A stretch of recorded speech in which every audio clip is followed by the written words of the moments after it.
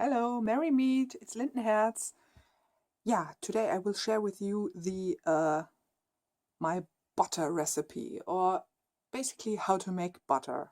Mm, I discovered this recipe in one of these magazines. These are medieval magazines here, and um, since I guess 3 or 4 years now, I guess 4 years now, they're bringing out an edition, a special recipe, medieval recipe edition at the end of the year, and I still have to fetch the fourth one, the fourth medieval cooking edition. And yeah, and I guess 2 years ago, as you can see here, number two, 2 years ago, I discovered um, how to make butter, and was quite stunned by it, and thought, okay, I will give it a go, because it sounded quite easy, and actually it was also quite easy, not so difficult at all. Yeah, as you can see here, this Medieval is one of the biggest medieval magazines here. I guess we have two. Hopefully I'm not wrong. I'm not really sure about that. This is the Karfunkel, and we also have the other one is called Mirocke.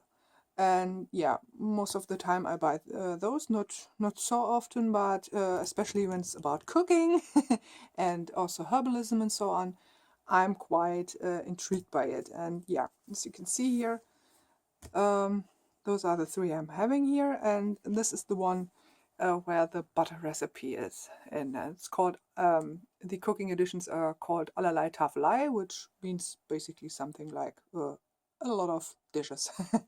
In a kind of medieval term. Yeah,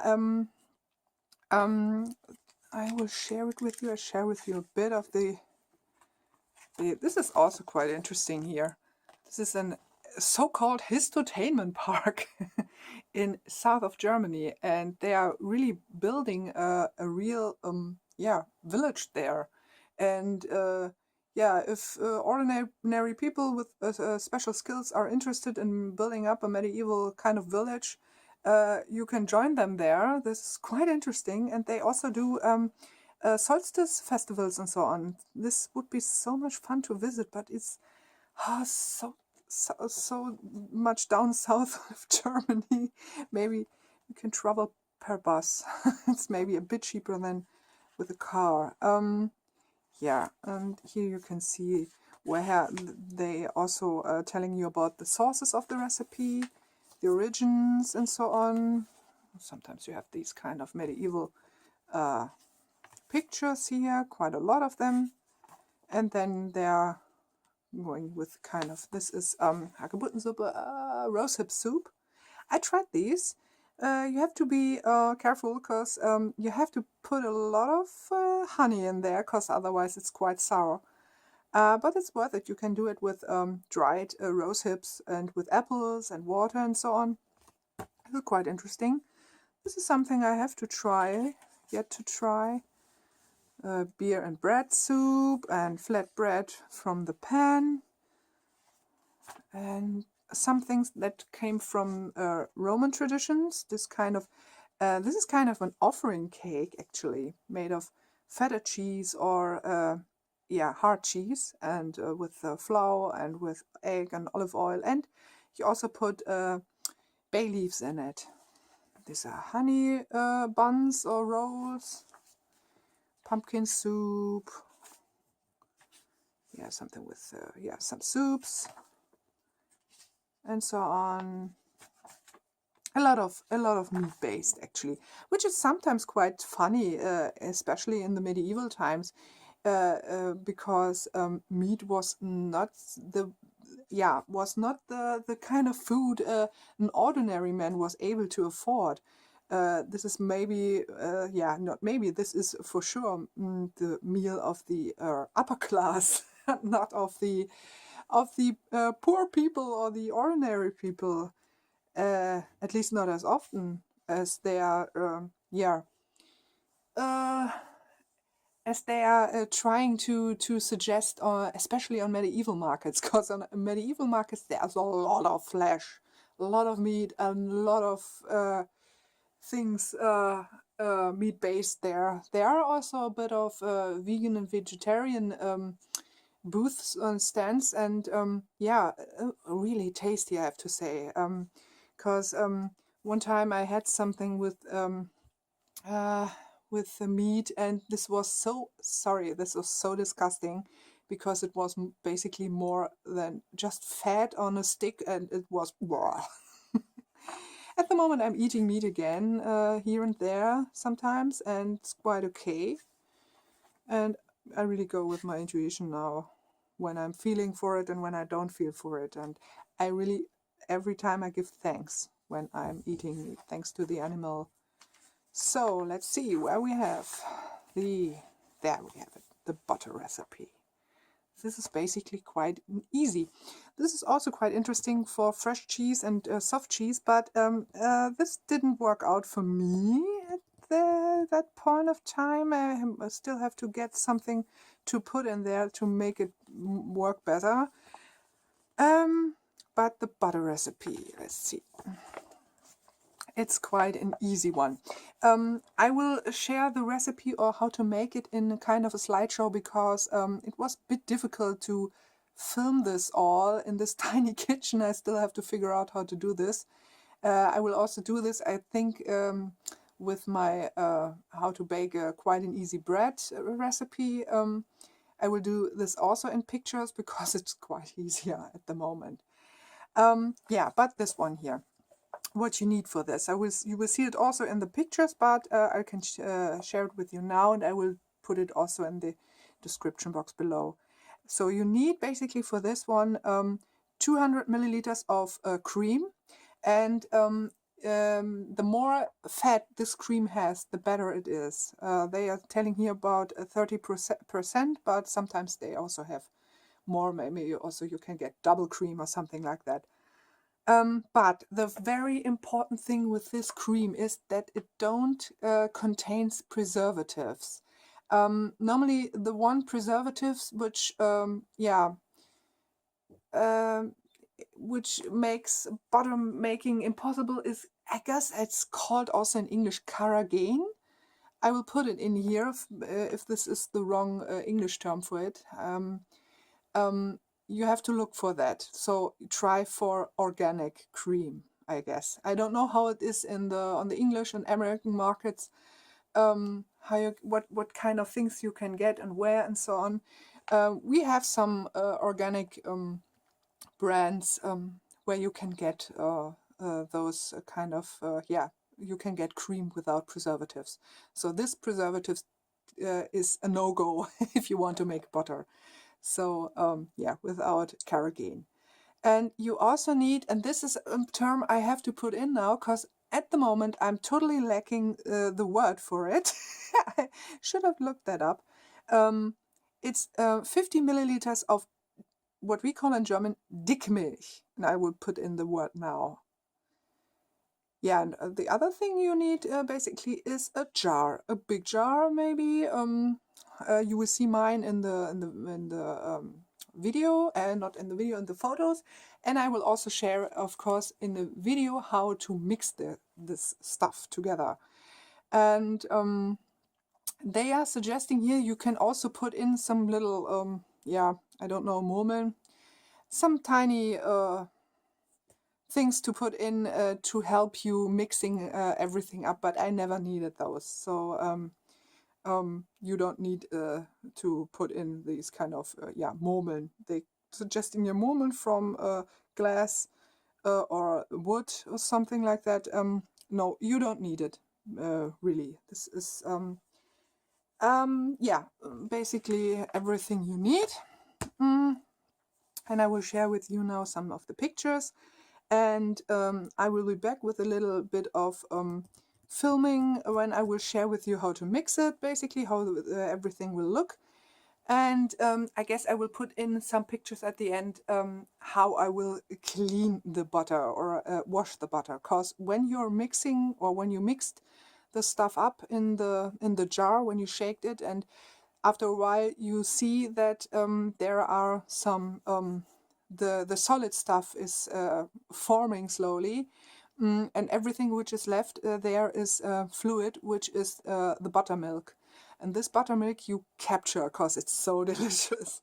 And after that, you start to wash the butter. You can do it inside the jar. So every time you put in some more water, you mix it. And when the water gets clearer and clearer, or at the end when it's totally clear, you can put the butter in a sieve and then try to let every water which is still left in the butter, yeah, let it drip inside some kind of bowl or something like that. So when it's dry, completely dry, when no water is left in there, then you can eat the butter actually. And you have to eat it quite fast because there are no preservatives in it.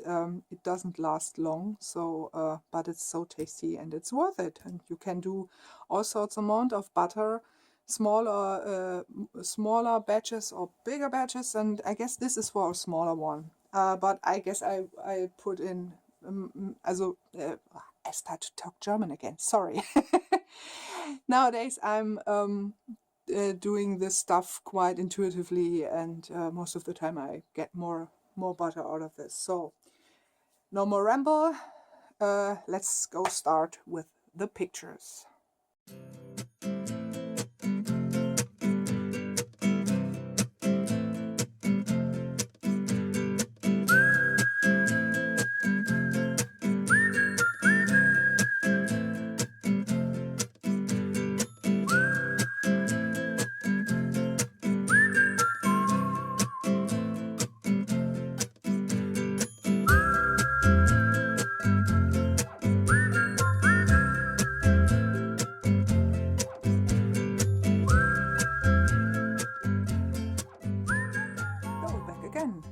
Yeah, what you see here is my mixture of cream and of now I know this also of set milk or soured milk.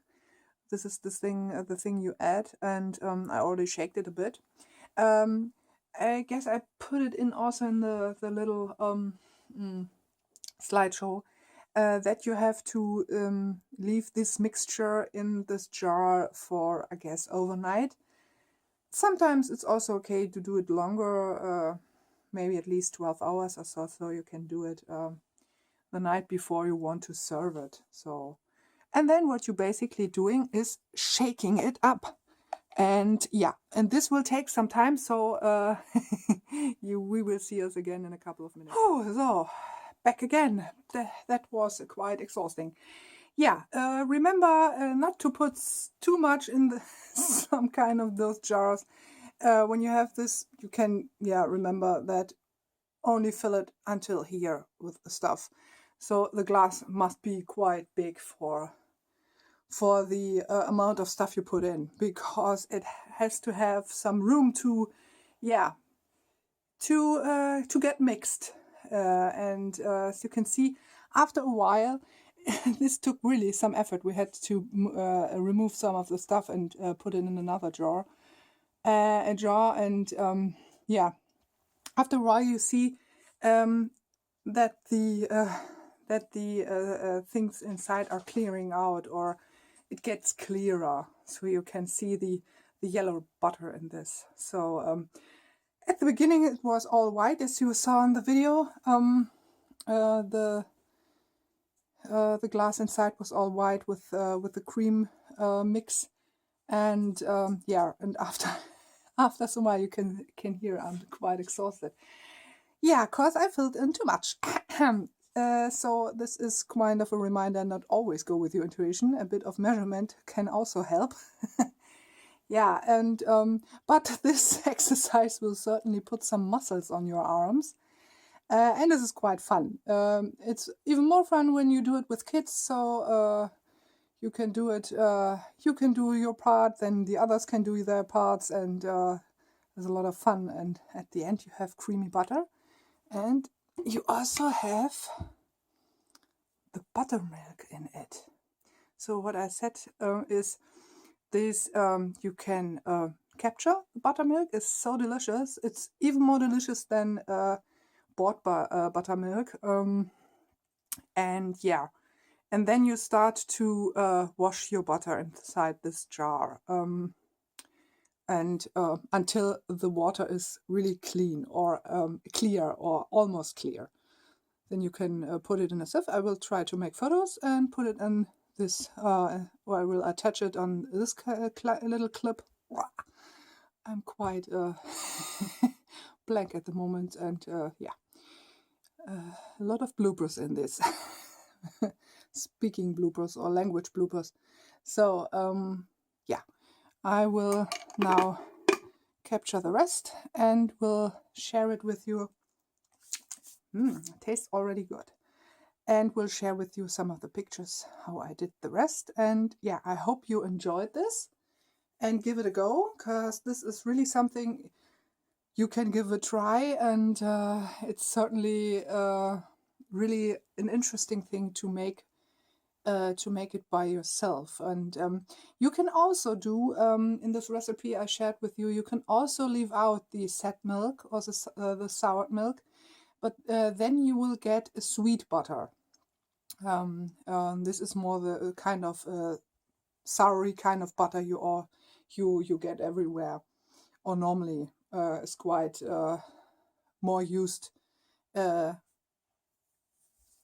the supermarkets are quite more familiar than maybe the sweet butter, but you can also do it with the double cream. But as I said, no preservatives in this, so you have a chance to get this kind of deliciously homemade butter. The fine thing is, in this kind of stadium, this butter is really really soft, and you can mix all sorts of lovely ingredients. You can make some spiced butter or herbal butter. I also did once a sweet butter with dried flowers, edible dried flowers in it, and this is also nice with a tiny bit of sugar or vanilla or something like that, and it's quite tasty. So give it a try. Try to make your own butter. Let me know if you did it and how you liked it, and yeah, we will see us in the next. So until then, merry part.